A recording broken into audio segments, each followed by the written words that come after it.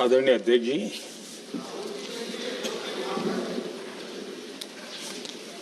इस महत्वपूर्ण विधेयक पर आज सुबह से चर्चा प्रारंभ हुई है।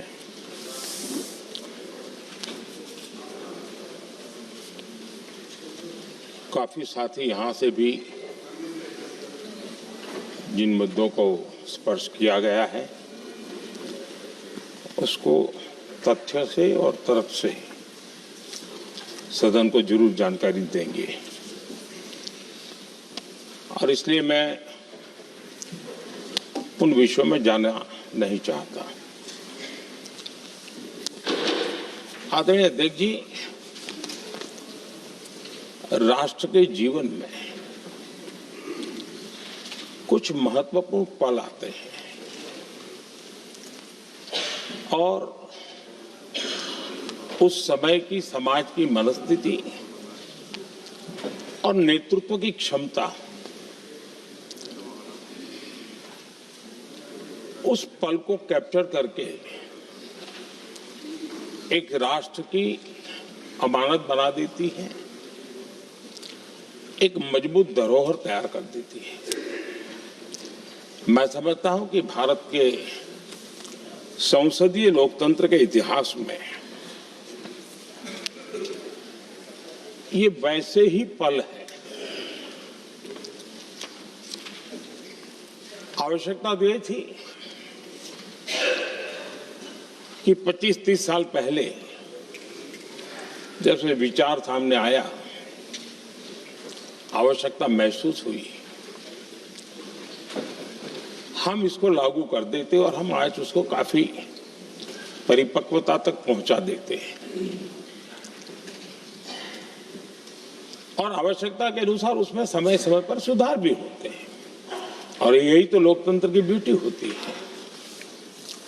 हमारी मदर ऑफ डेमोक्रेसी है, हमारी हजारों साल की लोकतंत्र की एक विकास यात्रा रही है और उस विकास यात्रा में एक नया आयाम जोड़ने का एक शुभ अवसर सदन के हम सभी साथियों को मिला है और मैंने प्रारंभ में कहा है कि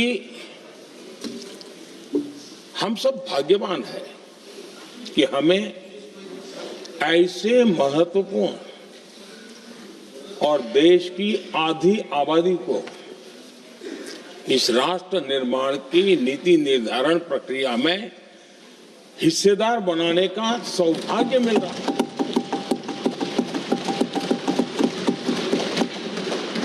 ये हम लोगों के लिए सौभाग्य है और मैं चाहता हूं कि मेरे सभी माननीय सांसद, मैं इधर उधर की आज बात करना नहीं चाहता हूं, हम सभी सांसद इस महत्वपूर्ण अवसर को जाने न दें।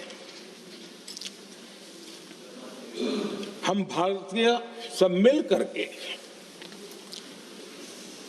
देश को नई दिशा देने जा रहे हैं। हमारी शासन व्यवस्था को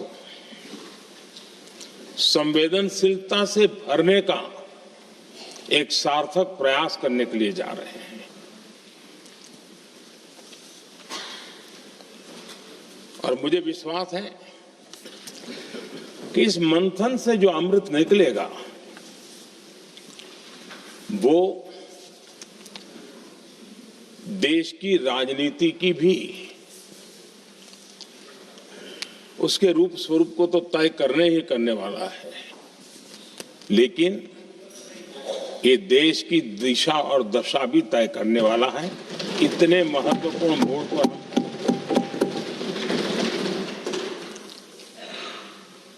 आदरणीय अध्यक्ष जी, 21वीं सदी में भारत एक नए आत्मविश्वास के साथ आगे बढ़ रहा है। विश्व में भी आज भारत की स्वीकृति हम सब महसूस कर रहे हैं और ये हम सबके लिए गौरव का पल है। एक समय हमारे पास आया है और इस समय को हमने एक विकसित भारत के संकल्प के साथ जोड़ा है। और मैं पक्का मानता हूं कि विकसित भारत का मतलब केवल उत्तम प्रकार के रेल, रास्ते, इंफ्रास्ट्रक्चर या कुछ आर्थिक प्रगति के आंकड़े, सिर्फ इतने से ही विकसित भारत की सीमित कल्पना वाले हम लोग नहीं हैं।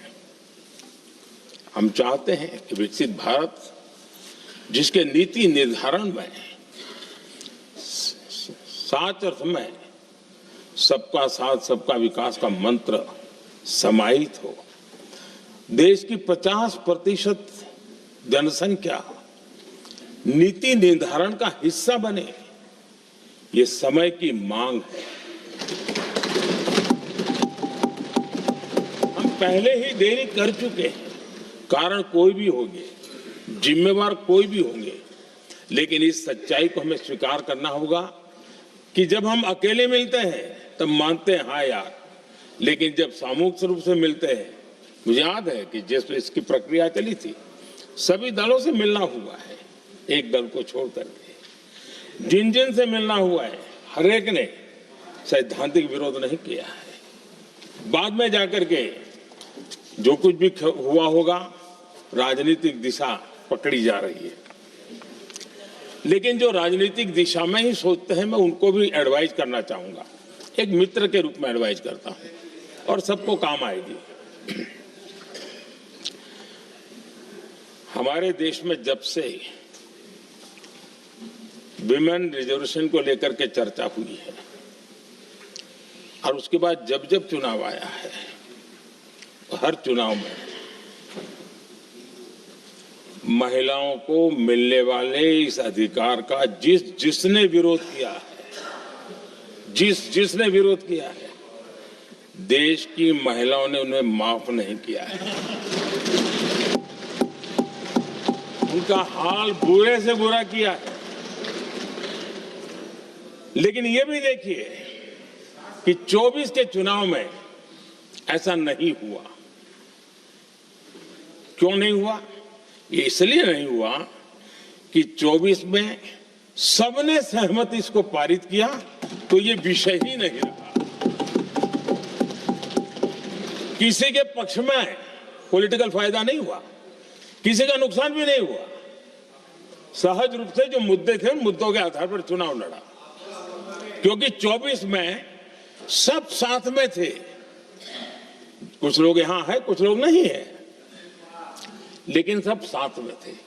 आज भी मैं कहता हूं, अगर हम सब साथ में जाते हैं तो इतिहास गवाह है कि किसी एक के राजनीतिक पक्ष में नहीं जाएगा। ये देश के लोकतंत्र के पक्ष में जाएगा, देश के सामूहिक निर्णय शक्ति के पक्ष में जाएगा, और हम सब उसके यश के हकदार होंगे। न ट्रेजरी बैंक उसका हकदार रहेगा, न मोदी उसका हकदार रहेगा, यहां बैठे हुए सब हकदार रहेंगे। और इसलिए जिन लोगों को इसमें राजनीति की बू आ रही है, मैं चाहूंगा कि वो खुद के परिणामों को पिछले 30 साल में देख ले। फायदा उनका भी इसी में रास्ता दिखा रहा हूं, इसी में फायदा है कि जो नुकसान हो रहा है उससे बच जाओगे। और इसलिए मैं समझता हूं कि इसको राजनीतिक रंग देने की जरूरत नहीं है।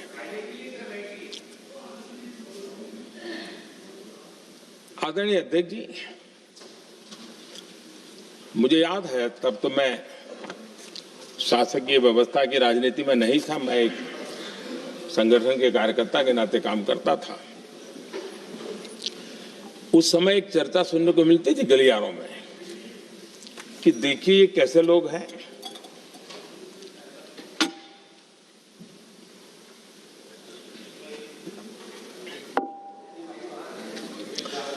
पंचायतों में आरक्षण देना है तो बहुत आराम से दे देते हैं, लेकिन आप कह रहे तो कह रहे हैं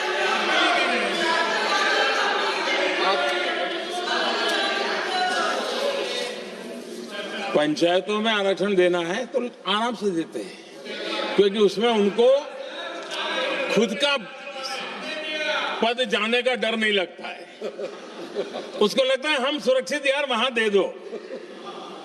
ये उस समय गलियारों में बहुत चर्चा थी कि बोले कभी नहीं करेंगे यहां बैठे हुए। क्यों? क्योंकि उनका कुछ जाएगा, और इसलिए और बगे पंचायत का हो जाता है, 50% तक पहुंच गए। मैं राजनीतिक दृष्टि से और भी एक बात समझाना चाहता हूं साथियों। आज से 25 साल 30 साल पहले जिसने भी विरोध किया तो विरोध राजनीतिक सतह से नीचे नहीं गया था। आज ऐसा समझने की गलती मत करना। पिछले 25-30 साल में ग्रास रूट लेवल पे पंचायती चुनाव व्यवस्थाओं में जीत करके आई हुई बहनों में एक पॉलिटिकल कॉन्शियसनेस है। वे ओपिनियन मेकर हैं ग्रास रूट लेवल पे। 30 साल पहले वो शांत रहती थी, बोलती नहीं थी, समझती थी, बोलती नहीं थी। आज वो वोकल है, और इसलिए अब जो भी पक्ष विपक्ष होगा, वो जो लाखों बहनें कभी न कभी पंचायत में काम कर चुकी है, प्रतिनिधित्व कर चुकी है, जनता के सुख दुख की समस्याओं को गहराई से देखा है, वो आंदोलित है। वो कहती हैं कि झाड़ू कचरा वाले काम में तो हमें जोड़ देते हो, वो तो परिवार में भी पहले होता था, अब हमें निर्णय प्रक्रिया में जोड़ो।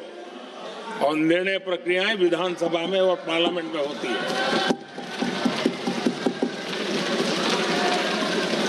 और इसलिए मैं राजनीतिक जीवन में जो लोग प्रगति चाहते, मैं किसी भी सांसद की बात करता हूं, किसी भी एमएलए की बात करता हूं, ये दल वो दल की बात मैं नहीं कर रहा हूं। जो भी राजनीतिक जीवन में सफलतापूर्वक आगे बढ़ना चाहते हैं, उनको ये मान के चलना पड़ेगा कि पिछले 25-30 साल में लाखों बहनें ग्रास रूट लेवल पर लीडर बन चुकी हैं। अब उनके अंदर सिर्फ यहां 33% का नहीं, वहां भी वो आपके फैसलों को प्रभावित करने वाली है। और इसलिए जो आज विरोध करेंगे उसको लंबे समय तक कीमत चुकानी पड़ेगी, लंबे समय तक कीमत चुकानी पड़ेगी। और इसलिए राजनीतिक समझदारी भी इसी में है कि हम ग्रास रूट लेवल पर महिलाओं की जो पॉलिटिकल लीडरशिप खड़ी हुई है, उसको आपने अब कंसीडर करना पड़ेगा। यहां मैंने सुना हमारे मुलायम सिंह जी थे, तब से एक विषय चला रहे हैं, उनके परिवार वाले भी चला रहे हैं। आप देश की बहनों पर भरोसा करो ना, उनकी समझदारी पर भरोसा करो। एक बार 33% बहनों को यहां आने दो, आकर के उनको निर्णय करने दो, किसको देना है, किसको नहीं देना है, इस वर्ग को देना, उस वर्ग को देना, करेंगे वो निर्णय। हम उनके सामर्थ्य पर आशंका क्यों करते भाई? एक बार आने तो दो, उनको आने तो दो। जब आएंगे तो 34 में, और दूसरा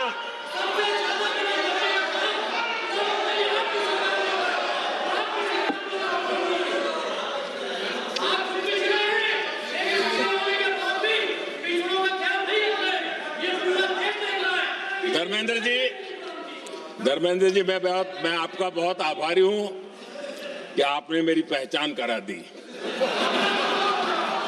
ये बात सही है, मैं अति पिछड़े समाज से आता हूं।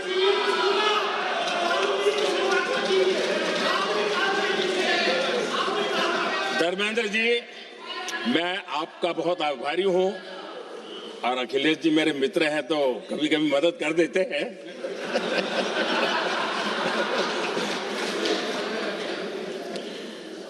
ये बात सही है कि मैं अति पिछड़े समाज से आता हूं, लेकिन मेरा दायित्व समाज के सबको साथ लेके चलने का है, और यही मेरे संविधान ने मुझे यही रास्ता दिखाया है। मेरे लिए संविधान ही सर्वोपरि है, और इसलिए और ये संविधान की ताकत है कि मेरे जैसा अत्यंत छोटे समाज का, अति पिछड़े समाज के व्यक्ति को इतना बड़ा दायित्व देश ने दिया।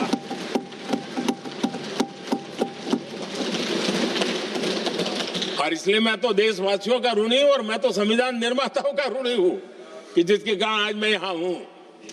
लेकिन आदरणीय अध्यक्ष जी, पिछड़ी जाति का स्वीकार कर रहे हैं, लेकिन हम पिछड़ी जातियों के साथ अन्याय न करें, इतना निवेदन है। आदरणीय अध्यक्ष जी, आज जीवन के हर क्षेत्र में हम देखें कि नारी शक्ति देश के गौरव को बढ़ाने वाले परचम लहराने में कहीं पीछे नहीं है जी। हम गर्व से कर सकें इस प्रकार से जीवन के अलग अलग क्षेत्रों में आज हमारी माताएं बहनें बहुत बड़ा योगदान, हमारी बेटियां तो कमाल कर रही है जीवन के हर क्षेत्र में।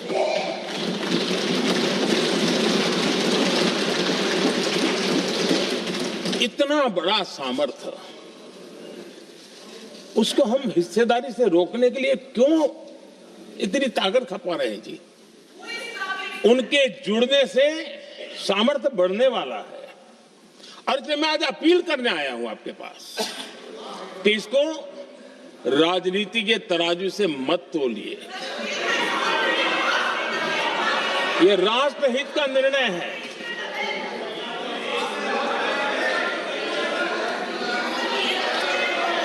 आदरणीय अध्यक्ष जी,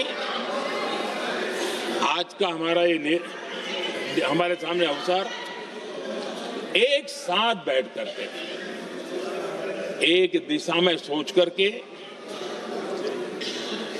विकसित भारत बनाने में हमारी नारी शक्ति की भागीदारी को एक खुले मन से निर्णय करने का अवसर है, स्वीकार करने का अवसर है। और मैंने जैसा पहले ही कहा कि आज पूरा देश और विशेष करके नारी शक्ति हमारे निर्णय तो देखेगी, लेकिन निर्णय से ज्यादा हमारी नीयत को देखेगी।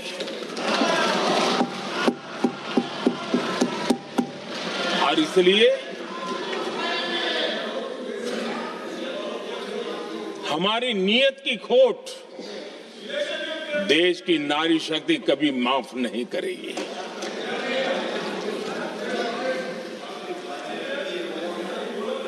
आदरणीय अध्यक्ष जी, 2023 में इस नए सदन में हमने सर्वसम्मति से एक प्रकार से इस अधिनियम को स्वीकार किया था। पूरे देश में खुशी का वातावरण बना, उस पर कोई राजनीतिक रंग नहीं लगे और इसलिए वो कभी राजनीतिक इश्यू भी नहीं बना। तो एक अच्छी स्थिति है। अब सवाल ये है कि हमें कितने समय तक इसको रोकना है। अब यहां जो लोग जनसंख्या वगैरह के विषय उठाते हैं, क्या आपको मालूम नहीं है? मैं चाहूंगा कि अमित भाई अपने भाषण में इन सारी चीजों का उल्लेख करेंगे। जब कि हमने जनगणना के संबंध में कब कब क्या क्या किया था, बाद में कोविड आया, उसके कारण क्या मुसीबत आई, कैसे रुकावटें आई, ये सारी बातें हम सबके सामने हैं, इसमें कोई विषय नहीं है। लेकिन पिछले दिनों जब हम 23 में चर्चा कर रहे थे, तब भी व्यापक रूप से बात ये थी कि इसको जल्दी करो। हर कोई कह रहा था जल्दी करो। अब 24 में संभव नहीं था क्योंकि इतने कम समय में करना मुश्किल था। अब 29 में हमारे पास अवसर है। अगर हम 29 में भी नहीं करते तो ये स्थिति क्या बनेगी हम कल्पना कर सकते। फिर हम देश की माताओं बहनों को ये विश्वास नहीं बना पाएंगे कि हम सचमुच में प्रयास सच्चे अर्थ कर सकते थे। और इसलिए समय की मांग है कि अब हम ज्यादा विलंब न करें। इस दरमियान राजनीतिक दल के लोगों से, संविधान के जानकार लोगों से, जो महिलाओं में एक्टिविस्ट के नाते काम करने वाले ऐसे लोगों से भी कई चर्चाएं हुई। कुछ लोगों ने खुद होकर के भी सुझाव दिए। सारा मंथन करते करते करते, और यहाँ भी सभी दलों से लगातार बातें इनकी होती रही है। स्ट्रक्चर वे में हुई है, इनफॉर्मल भी हुई है, और उसमें से आखिर बना भाई एक कुछ रास्ता निकालना होगा ताकि हम हमारी माताओं बहनों की शक्ति को जोड़ सकते हैं। आदरणीय अध्यक्ष जी, मैं एक बात जरूर कहना चाहूंगा। यहां बैठकर के हमें किसी को संविधान ने देश को टुकड़ों में सोचने का अधिकार ही नहीं दिया है। जो शपथ लेके हम बैठे हैं ना, हम सबको एक राष्ट्र के रूप में विचार करना हमारा दायित्व बना। चाहे कश्मीर हो या कन्याकुमारी, हम टुकड़ों में न सोच सकते हैं, न टुकड़ों में हम निर्णय कर सकते हैं। और इसलिए निराधार रूप में, जिसमें कोई सच्चाई नहीं, रत्ती भर सच्चाई नहीं है, सिर्फ राजनीतिक लाभ लेने के लिए जो बवंडर खड़ा किया जा रहा है, मैं आज बड़ी जिम्मेवारी के साथ इस सदन में, इस पवित्र जगह से कहना चाहता हूं, चाहे दक्षिण हो, उत्तर हो, पूर्व हो, पश्चिम हो, छोटे राज्य हो, बड़े राज्य हो, मैं आज एक जिम्मेवारी से कहना चाहता हूं कि निर्णय प्रक्रिया किसी के साथ भी भेदभाव नहीं करेगी। ये निर्णय प्रक्रिया किसी के साथ अन्याय नहीं करेगी।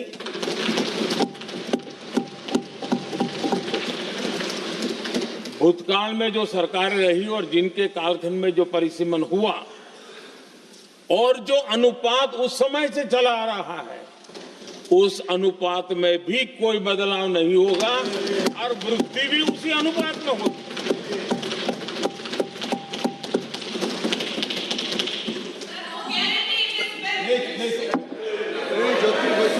अगर गारंटी शब्द चाहिए तो मैं गारंटी शब्द उपयोग करता हूं। वादा की बात करते हो तो मैं वादा शब्द उपयोग करता हूं। अगर तमिल में कोई अच्छा शब्द हो तो वो भी मैं बोलने के लिए तैयार हूं। क्योंकि जब नियत साफ है तो फिर शब्दों का खेल करने की हमें जरूरत नहीं है जी।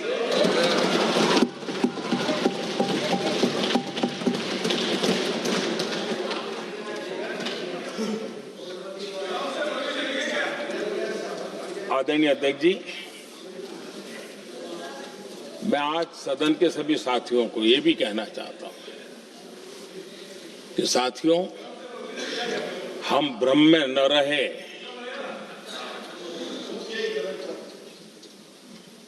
हम उस अहंकार में न रहे, और मैं हम शब्द प्रयोग कर रहा हूं। मैं और तुम की बात नहीं कर रहा हूं। हम इस भ्रम में न रहे कि हम देश की नारी शक्ति को हम कुछ दे रहे हैं। जी नहीं, उसका हक है। और हमने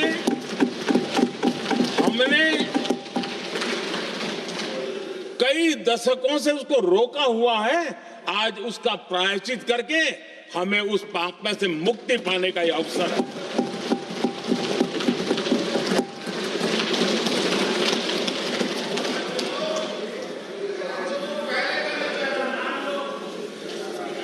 हम सब जानते हैं हर एक ने कैसे चालाकी की है, हर बार चतुराई की। बिल्कुल, हम तो इसके पक्ष में ही हैं, लेकिन हम इसके साथ ही है, लेकिन हर बार कोई न कोई टेक्निकल पूंछ लगा दी इसको और इसको रोका गया। हर बार ऐसी चीजें लाई गई है। हिम्मत नहीं है कि हम 33% महिलाओं के आरक्षण का विरोध कर पाए। वो तो जमाना चला गया। आपको करना नहीं है, लेकिन कहने की हिम्मत भी नहीं है। और इसलिए टेक्निकल बहानेबाजी, ये करो तो ये, वो करो तो वो, डिगरा करो। अब देश की नारी को नहीं समझा पाओगे। सदन में नंबर का खेल क्या होता है वो तो समय तय करेगा, लेकिन ये पक्का है कि अब इन भांति भांति के बहानेबाजी, भांति भांति टेक्निकल मुद्दों के आधार पर चीजों को उलझा करके 3 दशक तक इसको अड़ंगे डाले हमने, फंसा के रखा। आपने जो अचीव करना था कर लिया, अब छोड़ दो ना भाई। 3 दशक कम पड़ते हैं क्या रोकने में? 3 दशक तक आपने रोका, फिर भी कुछ कर नहीं पाए, तो अब तो करो।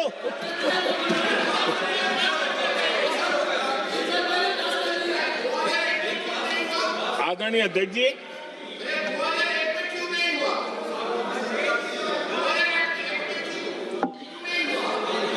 यहां कुछ लोगों को लगता है, आदरणीय अध्यक्ष, यहां कुछ लोगों को लगता है इसमें कहीं न कहीं मोदी का राजनीतिक स्वार्थ है।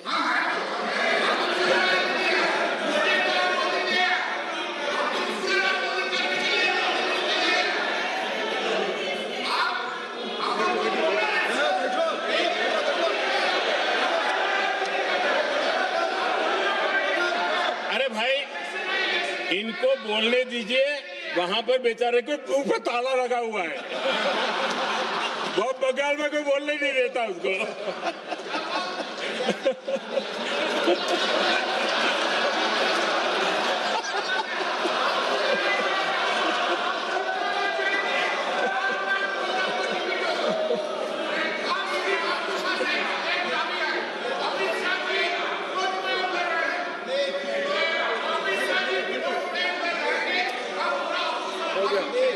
आदरणीय अध्यक्ष जी,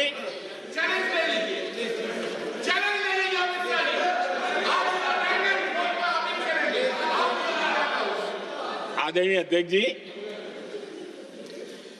देखिए, इसका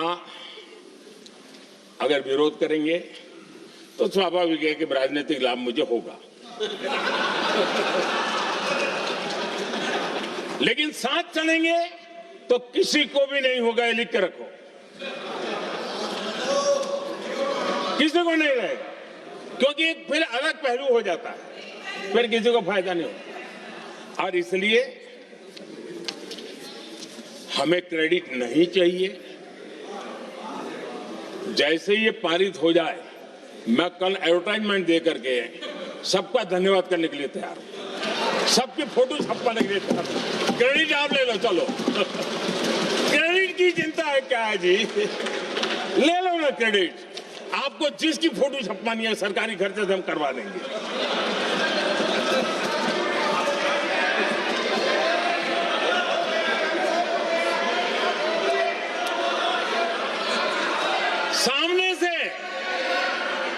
सामने से क्रेडिट का ब्लैंक चेक आपको दे रहा हूं।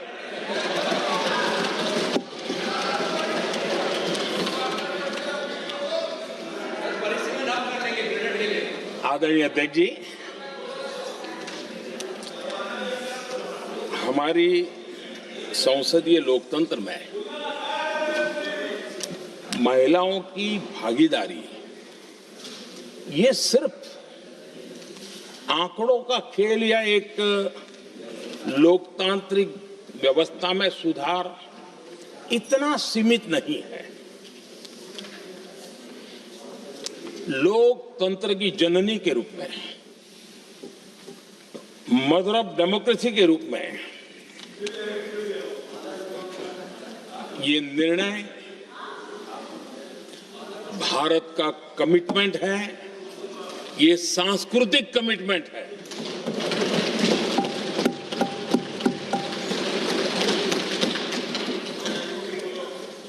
और इसी कमिटमेंट के कारण पंचायतों में ये व्यवस्था बनी और अब तो 20 से अधिक राज्य है जहां 50% हुआ है।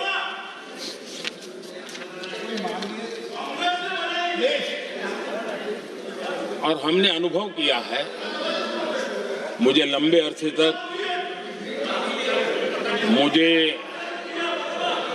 अरसे तक मुख्यमंत्री के रूप में सेवा करने का जनता ने अवसर दिया और उसी कालखंड में ग्रासरूट लेवल पर विमेन लीडरशिप को मैंने देखा है। मेरा अनुभव है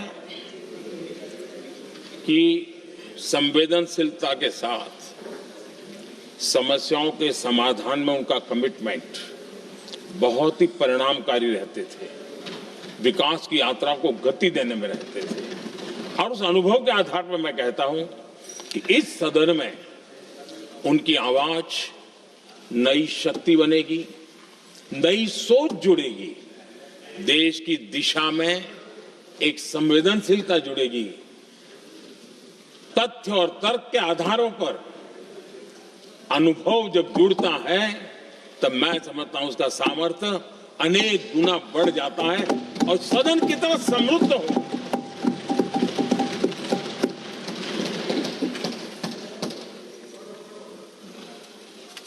आदरणीय अध्यक्ष जी, हमारे देश में अनुभवी नारी शक्ति की कोई कमी नहीं है, सामर्थ्यवान में कोई कमी नहीं। हम भरोसा करें वे कंट्रीब्यूट करेंगे, बहुत अच्छा कंट्रीब्यूट करेंगे। और आज भी जितनी हमारी बहनें यहाँ हैं, जब भी उनको अवसर मिला है उन्होंने बहुत अच्छे ढंग से अपनी बात बताई है, सदन को समृद्ध किया है। आदरणीय अध्यक्ष जी, आज देश में वर्तमान में देश में 650 से ज्यादा पंचायतें, डिस्ट्रिक्ट पंचायत, करीब 250 महिलाएं उसका नेतृत्व कर रही, और केंद्र के कैबिनेट मिनिस्टर से ज्यादा उनके पास जिम्मेवारी और धन और व्यवस्था होती है, काम करती है जी।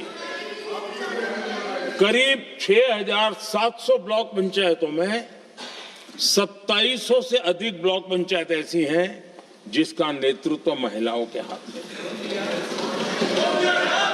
आज देश में 900 से अधिक शहरों में अर्बन लोकल बॉडीज की हेड के रूप में मेयर्स हो या स्टैंडिंग कमेटी का काम देखने वाली बहनें हैं, उनकी ताकत है। और मैं मानता हूं कि आज देश जो प्रगति कर रहा है उस प्रगति में इनका भी महत्वपूर्ण योगदान है। उस ऋण को हमें स्वीकार करने का ये अवसर है। और जब ये अनुभव सदन के साथ जुड़ेगा तब वो अनेक गुना ताकत बढ़ा देगा। आदरणीय अध्यक्ष जी, एक लंबी प्रतीक्षा एंड एक प्रकार से हम सबके लिए सवालिया निशान पैदा हो, ऐसी परिस्थिति हम ही लोगों ने पैदा की है। ये अवसर है कि हम पुरानी जो कुछ भी मर्यादाएं रही होगी, मुश्किलें रही होगी, उसे बाहर निकले, हिम्मत के साथ हम आगे बढ़े और नारी शक्ति का राष्ट्र के विकास में उनकी सहभागिता को हम सुनिश्चित करें। और मैं पक्का मानता हूं कि अगर आज हम मिलकर के निर्णय करते हैं, और मैं तो आग्रह करूंगा कि हमें सर्वसम्मति से इसको आगे बढ़ाना चाहिए। और जब सर्वसम्मति से बढ़ता है तो ट्रेजरी बेंच पर एक दबाव रहता है, उनको भी लगता है भाई सबका इसमें हक है, हर एक की बात मान के चलो, कोई नुकसान नहीं है। सामूहिक शक्ति से तो अनेक परिणाम हमें अच्छे मिलते हैं। आदरणीय अध्यक्ष जी, मैं ज्यादा समय न लेते हुए इतना ही कहूंगा कि इसको राजनीति के तराजू से न तोलें। हम जब भी कुछ निर्णय करने जा रहे हैं तो देश के इतने बड़े देश का आधा जिम्मा जो उठा रहे हैं उनका भी कोई हक बनता है यहां आने का। हमें रोकना नहीं चाहिए। और दूसरा, संख्या के संबंध में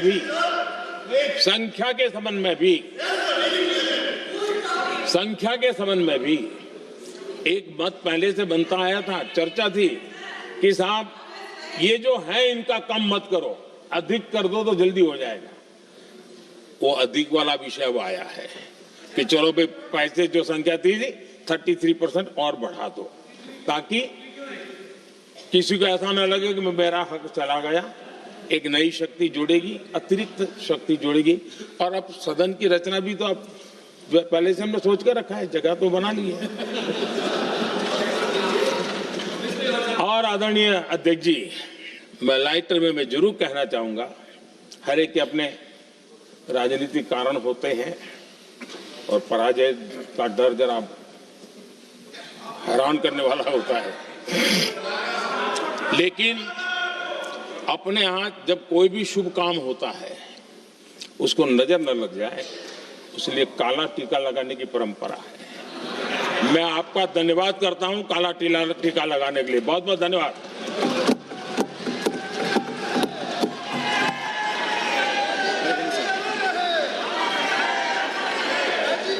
श्री अरविंद सावंत